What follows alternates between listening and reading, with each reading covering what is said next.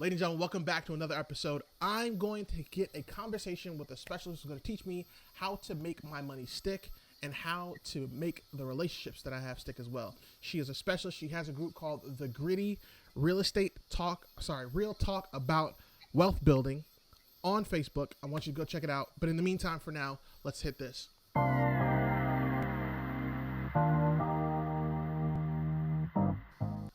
Ladies and gentlemen, please welcome my guest, Miss Nikki Martinez. Nikki, how are you today, man? How are you today?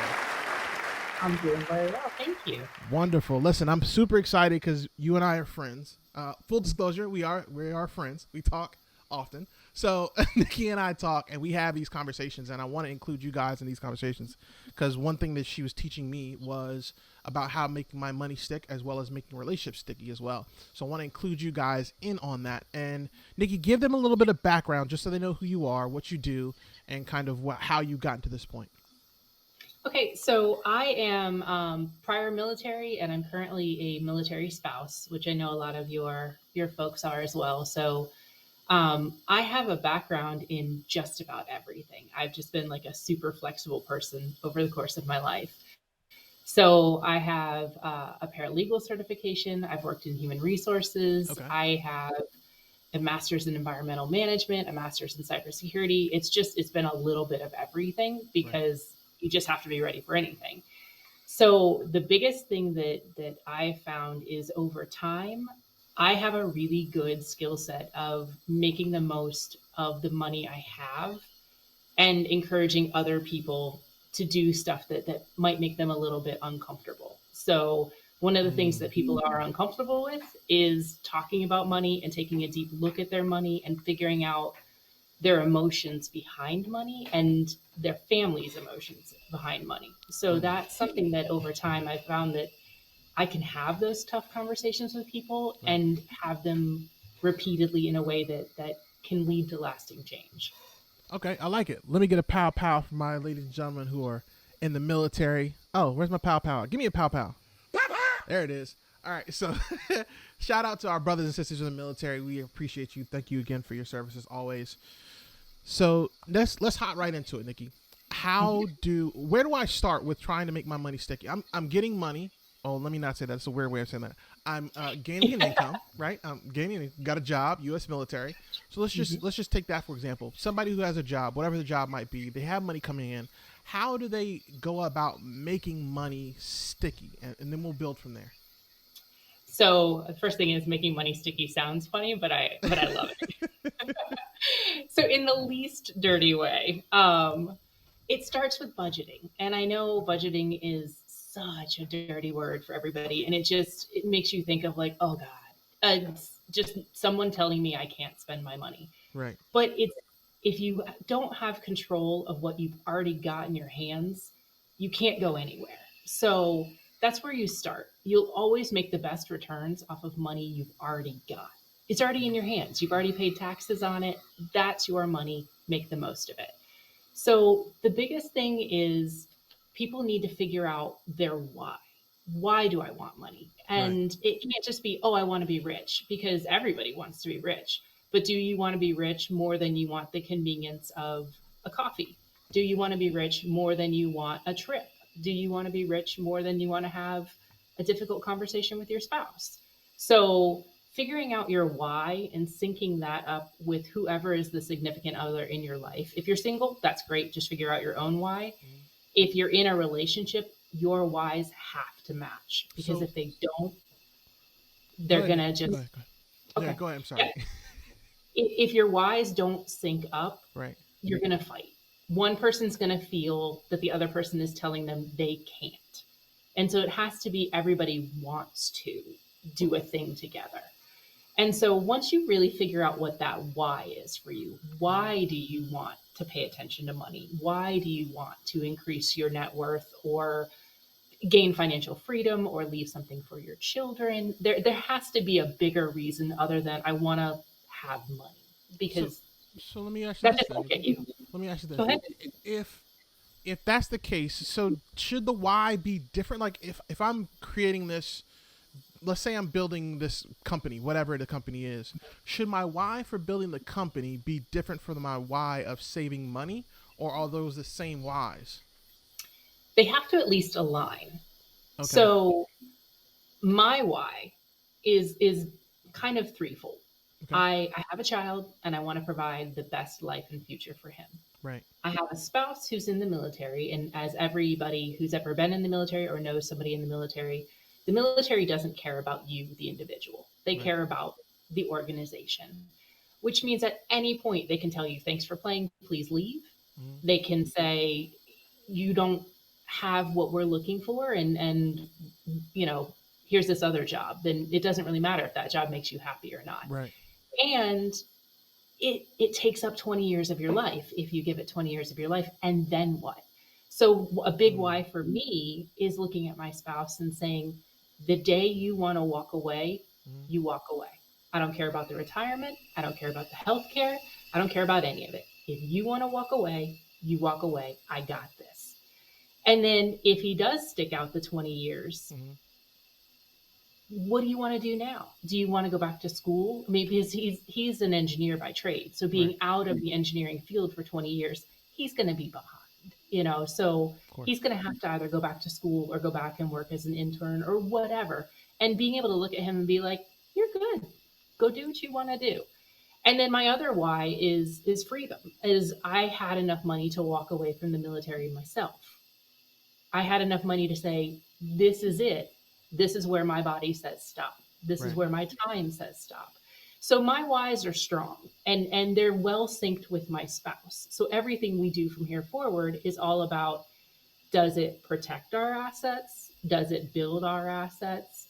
Do we have enough time to let things grow? So if I take a riskier play, can I give it 5 years? Can I Right. give it 6 years before I need to take the money back out? So as you figure out your whys with your various businesses and investments, they just have to sync together. So if you have a super risky business and a risk adverse spouse and not a lot of buffer zone built in, like you don't have a big cash reserve, Right. you're just asking for fights inside the house. But if you've built up some cash reserves and you've built up some trust with your partner, Mm-hmm. then you can go do that riskier business and you can say, I got this. I've done the training, I've done the prep work. It's all in, because this could really make a lot of money. And Right. everybody in the family is going to go, okay, deep breath, we can do this. Right. So you just have to align those whys, and you have to figure out who's the saver, who's the spender, and can you mitigate that? Can you create fund money accounts? Can you have accounts that, you agree that $20 a week or $50 a month or $300 a month, whatever your budget allows, Right. can each of you have access to money that you don't have to justify to anybody? It's not part of the the budget. Well, I mean, it's part of the budget, but it's not part of the, this is important, every penny matters. Right. Go out and have lunch if you want it. Go out and buy car parts if you want it. Whatever it is you want, Mm-hmm. build that in. But that way you stay aligned on your whys. Okay. So if your spender wants to go spend, they've got a place to do it from where they don't feel like they're constantly being nagged. Okay. So, all right, let me ask you this question, because you mentioned this briefly just now, and you talked about the spender versus the saver. Mm-hmm. Obviously, it's not too difficult to see where the spender is versus the saver. Here's the question. Here's the rub on it, though. What if you have a couple they're both spenders, or the people that are around, everybody's just a spender, or if you're even single and you're just a spender? How does a spender really lean into that part that you talked about with having that fun money piece? Because we hear constantly, hey, put away 10%, put away 50%, put away 60%, whatever it is, and spend this 10%. Matter of fact, Shaquille O'Neal had a video on it where he said, hey, take this, split it up to 50%, then take that, split up again, and then you're only going to spend 10%. How do you build yourself into that? Because that's not something that everybody can do like off the break. That's something you kind of got to work your way up to. How do you do that? So there's two parts to this answer. The first part is, budgeting doesn't mean restrictions. Budgeting means what happens right now. Mm-hmm. What do you want to happen? But you can't get to where you want without knowing what you're doing right now. Like, how much does it cost you to buy gas? How much are you spending on food? Right. Doesn't matter if you're proud of how you're spending it. What are you actually doing right now? And so, if you're a spender, if you're in a relationship of two spenders, or if you are the spender in a relationship and you're just kind of tired of your spouse nagging you, Right. start with what do you emotionally need? What is the thing that's going to make you still feel comfortable in day Mm-hmm. to day life and not feel like everything is a deprivation from now until forever? Like, you have to stay out of the dieting mentality. Like, if you can't have a cookie, all you want is a cookie. If you can't spend money, all Okay. you want to do is spend money. Right. So, the, especially for single people, the what I would say would be to automate everything. And so when I say automate, I mean you can automate almost everything. There are apps that will take every bit of money that you spend that is less than a dollar. So if you spend like $3.50, Okay. that last 50 cents will get put in a savings account. It'll round you up to the nearest dollar. Mm. So it's automatic savings every time you spend. Right. There is every single savings account, investment account, anything in the world. You can set it up so you, like, if you get paid on the first each month or Mm-hmm. whatever day you get paid, you can set it up so on the second or the third, $100 automatically goes into your investment account or automatically goes into a savings account that you just don't have a card for and you never ever open it, you never ever go into it. So Right. you just take the money right out of the account. So the biggest thing that's for spenders, I would say, is start by taking away what you want to save, and whatever's left, live off that. Because if it's not there and you can't spend it, Mm-hmm. you won't actually miss it. And if you're like, oh man, I don't know if I can do that. So if you want to get to where you're saving $400 a month and you're Right. currently saving none, start by setting up an automatic withdrawal of $50 a month. You're really not going to notice $50 a month going away. 2 months later, I'll bump that up to $200. 2 months later, bump that up to 250. You know what I mean? Like, you can go up by Right. $50 increments until Right. it's just normal for you to not have that leftover money at the end of the month. But now, instead of like trying to pull out your savings from that doesn't exist at the end of the month, you pulled it out at the beginning. So for me, over time, I made it my goal very, very quickly in life. Right. I'm the most important person in my universe, just straight up. There is no landlord, no utility company, no cell phone provider, no gadget that is more important than me because I am amazing. So if I'm this amazing, I should be my biggest bill. Right. So it has been years now where I pay myself more than I pay rent or a mortgage. But it took incremental steps and I made it part of my bill process.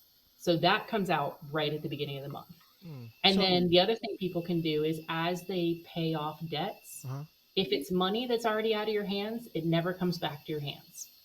So if you pay off a credit card that had, say, $100 you had to pay each month, Okay. start paying 150. Get that card paid off. But then that 150, you can either roll it into paying other debts or Mm. immediately roll that into a savings account. You're already living without that money. You already didn't miss it. Right. Don't give it back to yourself to spend on something that you're not going to remember a year from now. Okay. That so basically it sounds like it's one of out of sight out of mind thing, and the Mm-hmm. second thing to that is it's just like going to the gym and working out. After a while that muscle gets built bigger and bigger and bigger. You just got to keep pushing it to the next level. You go in, do 5 push-ups. 2 weeks later you're doing 10. 2 weeks after that you're doing 20. 3 weeks after that you're doing 40, and so on and so forth. So that actually makes perfect sense. I think it's good But that you think broke even it down like easier that. than that. Okay. Mm-hmm. Automating things is like doing push-ups once every 6 months and checking on it again 6 months from now and still having it count. I like it. That's Like, that is you don't that's really have to good. do it every day. In fact, Right. that's the reason we automate is no one has enough energy to be To do it every smart day. every Right. day. But you can be smart once every 6 months, once a year, like whatever it is you build into your schedule. You can be like, I'm going to live without $50 a month now. I'll put a note in my calendar 6 months from now. I'll up that to like $100, Okay. and then Okay. it's done. You did your 6 push-ups and you get credit for it every month. All right. So let's assume we've done all this, right? We've gotten to the point where we built this muscle up. One thing that I hear a lot is don't just let your money sit in the bank because the percentage of the return is minute, if not non-existent. So Yeah. what is your advice to people when they're looking to figure that part out on where to go make that money work for them? And for those listening and watching, we're not financial experts. Well, I'm not. Nikki's probably more better the closer I am, but Hashtag not a CPA. okay, so we're not CPAs, right? We're not telling you this is the end all be all. We want you to make sure you go do your own research. But at the same time, this is advice from somebody who's been doing this for a little while, and I'm learning, so I want you guys to be able to learn too. Okay, Nikki, now back to our point. With you got money in the bank. Like I've got umpteen thousand in the bank. Let's just say I got $4,000 in the bank for whatever reason.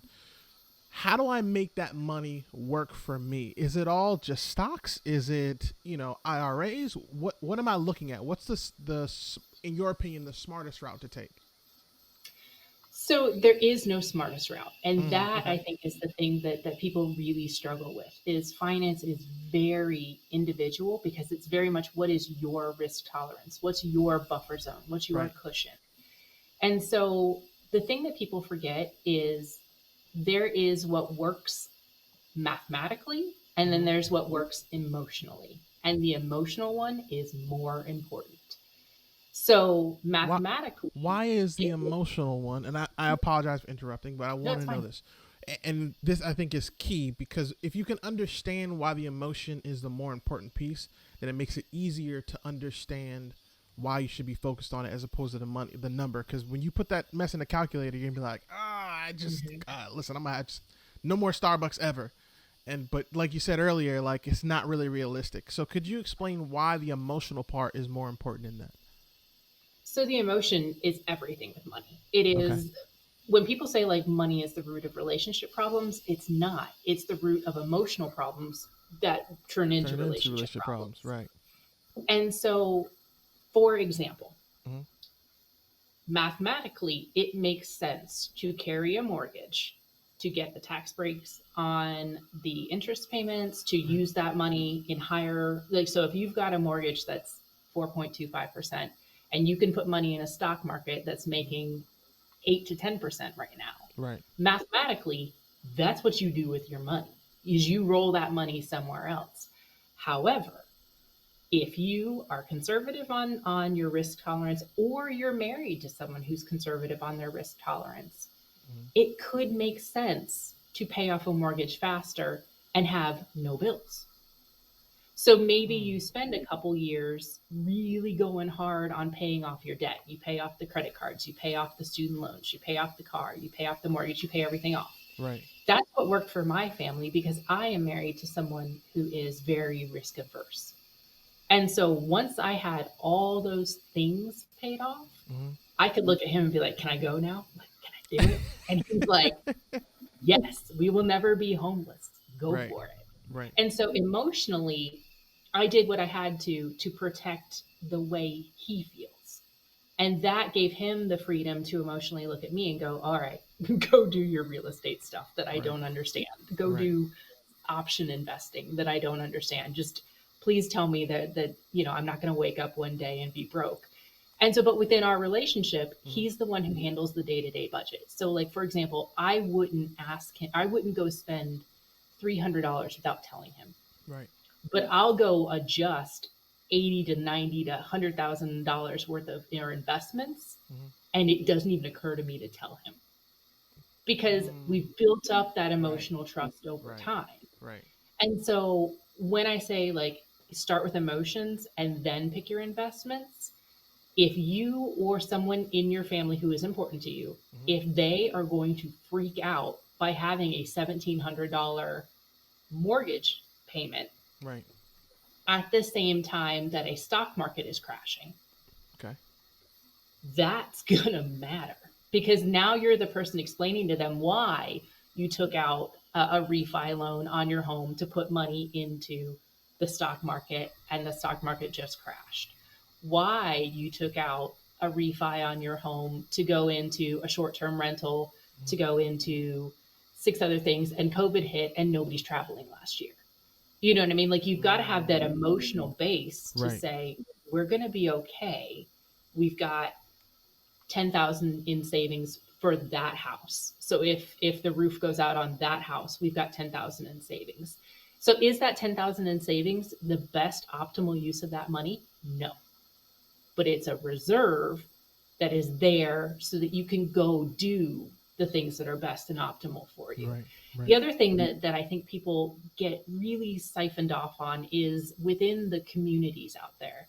If you're in the FIRE community, the Financial Independence Retire Early community, they're very, very heavy into equities, into the stock market. They're all about the 4% rule. So if you go and you talk to that community, it's no debt, no debt, no debt. Don't buy things, like get your budget as tight as you can, get as Right. far in the stock market as you can, as fast as you can. And if you don't do that, you're dumb. And then if you get into like real estate communities, it's leverage yourself to the hilt. If your money isn't making more money, if you can't be churning, you're dumb. And so everybody has a thing that they're like, this is it, this is the way. And there's a lot of ways, and there's a lot of ways that work for a lot of different people, but knowing your emotional setting will help you say, I know my way in and I know my exit strategy to get out, Right. and I'm not worried if something goes off the rails for a little bit. I Mhm. don't necessarily need this money to eat tomorrow. I have a plan for what happens if the stock market crashes. I have a plan for what happens if my tenant doesn't pay for 4 months and it takes me another 2 3 months to evict them. Right. It's so starting with the emotion, then building up the backing up out of that into a plan of what can I handle, what can my spouse handle, Hmm. is to me that beats the numbers, Okay. because the numbers, they'll always look good on paper, but then Right. life hits, Right. so Right. are you prepared emotionally for the things that are going to happen, and are you okay sitting on some cash and going, this isn't churning, it's not making money, but Right. boy do I sleep well at night. Okay. So all right. Let's go into, man. All right. So there's so much stuff that you just gave away, Nikki. For those, go back because I can't Okay. give it to you all because I'm gonna burn out in all Nikki time, and I want to make sure we get into the networking part of it. And with that said, you talked about emotion and you talked about community. One Hmm. thing that I always, and this is me personally, I have a difficult time with. I've met some amazing people who I consider friends, who I'd like to be friend tours, if you will, friends who are mentors. We just happen to have those Hmm. conversations. But what I find is I'm always in my head. And I'm always in my head, man, I called such and such the other day and I haven't heard back in like 2 weeks. Now, I know people are busy, right? We all know this. It's okay. It's not a big deal.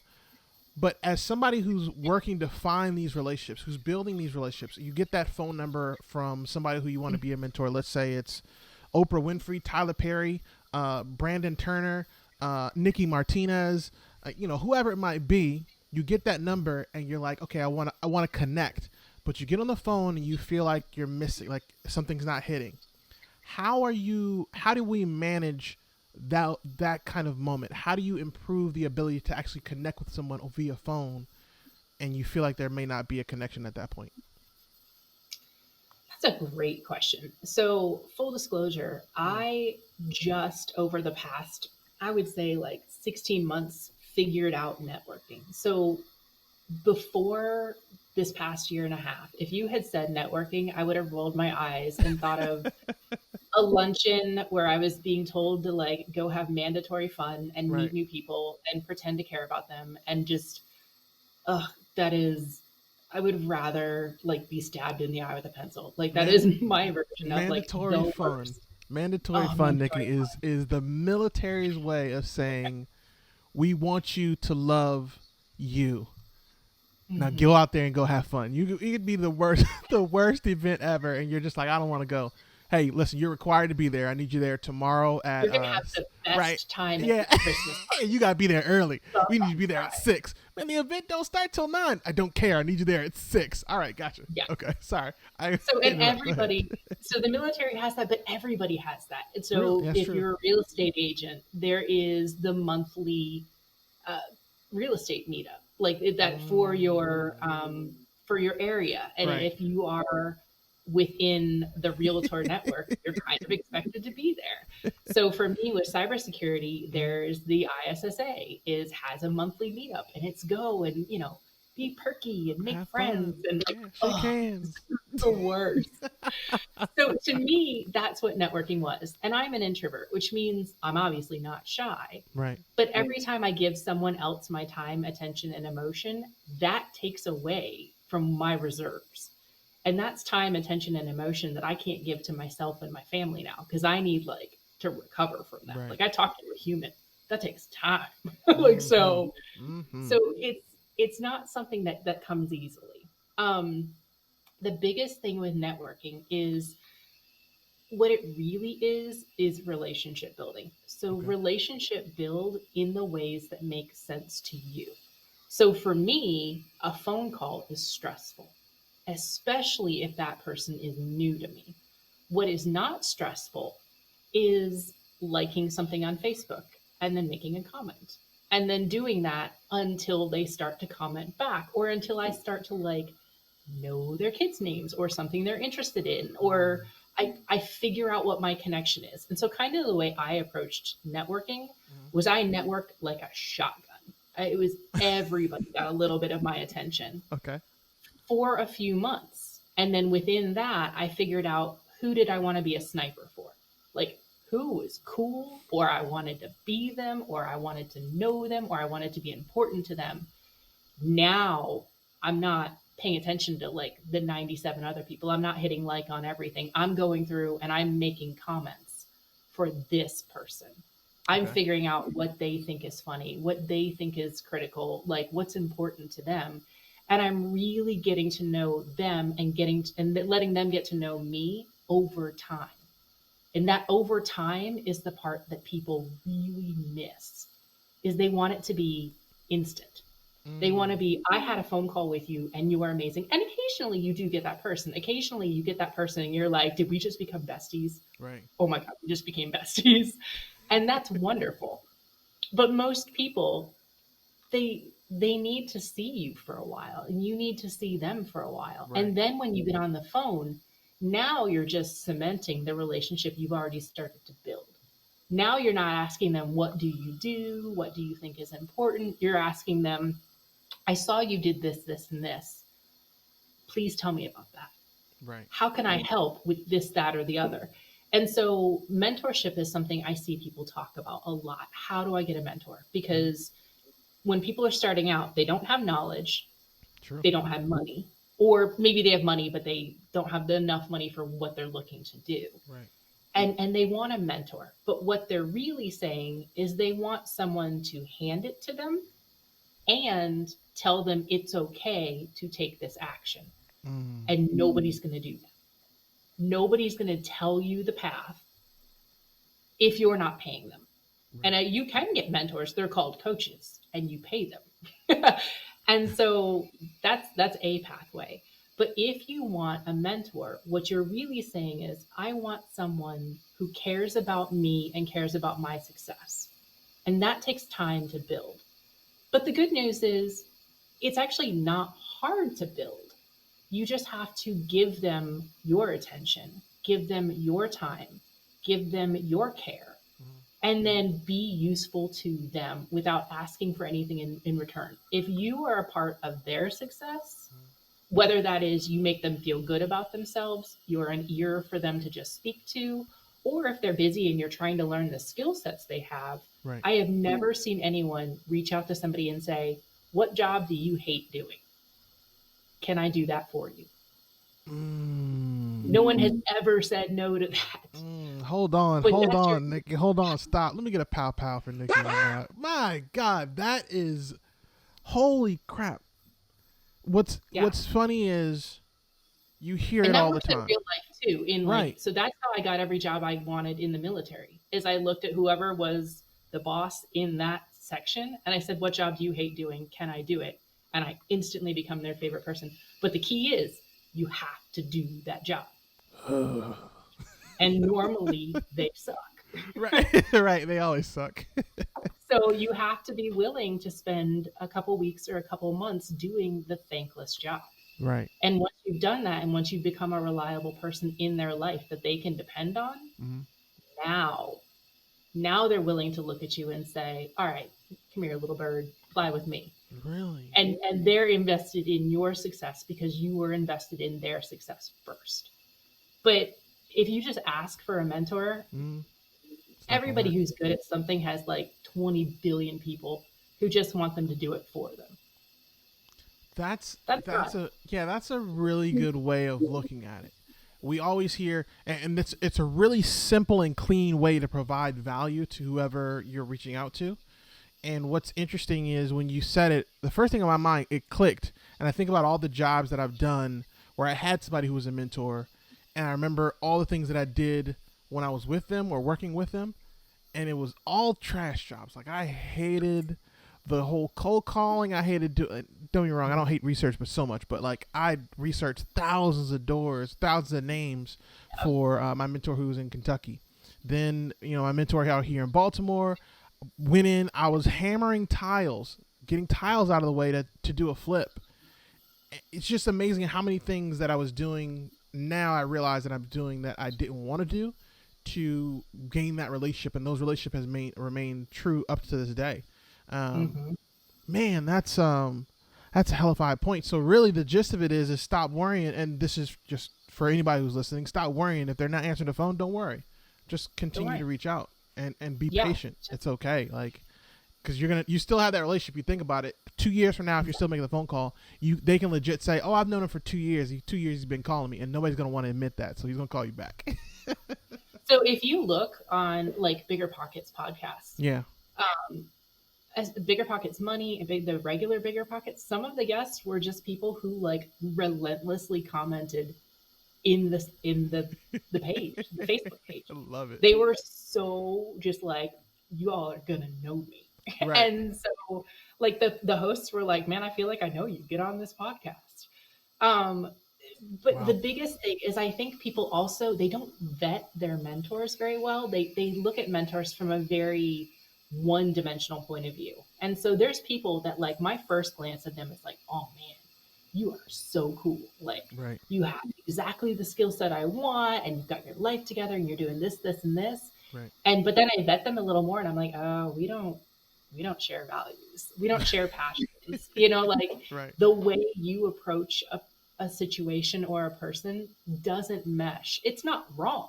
Right. It's not a bad thing. You're not a bad person, but it's not the way I would approach a situation or a person or um, a deal Right. or whatever Whatever. else. And so there's certain people that can be a mentor long distance, like they may never even know you. So a mentor can be a podcast host, like Mm. they can be internet famous to you, Right. and that can still be your mentor for a while, for the period of time that makes sense. So for example, um, Robert Kiyosaki, the Mm. the rich dad poor dad guy, there's elements of what he says that resonate very strongly with me. Right. But then I go and I listen to him on a podcast and I was like, oh, like I don't know. I don't know if I want to have a beer with you.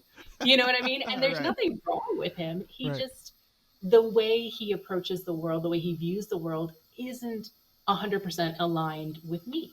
Right. And so what I have found is over the past year, I am building my team of mentors, but each one of those people, it starts with I could contact each and every one of them, talk about business, not at all. I could just send them a message and say, you are important to me.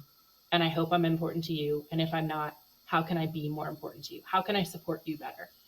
And I would not feel weird sending that message Right. because we've built up a relationship enough where I can say, you matter to me and I want to matter to you. And it's not weird. Nikki. All right. First of all, let me get a pow pow for Nikki on that. Ladies and gentlemen, boys and girls, once again, Miss Nikki Martinez. All right, we got it. All right, okay, everybody. Okay. All right, Jesus Christ, always so loud. Anyway, all right. So, Nikki, thanks, man. Thank you so much for coming on. I truly appreciate you. We're gonna close out, ladies and gentlemen. Remember, you're better than you were, but you're not half as good as you're going to be. Check out Nikki and the team, the Gritty. the Gritty Wealth Building, right? Gritty Wealth Building. You can search that on Facebook, and you'll find Nikki and the rest of the crew. And that includes me and a couple other my buddies and friends. In the meantime, we got to go. We will see you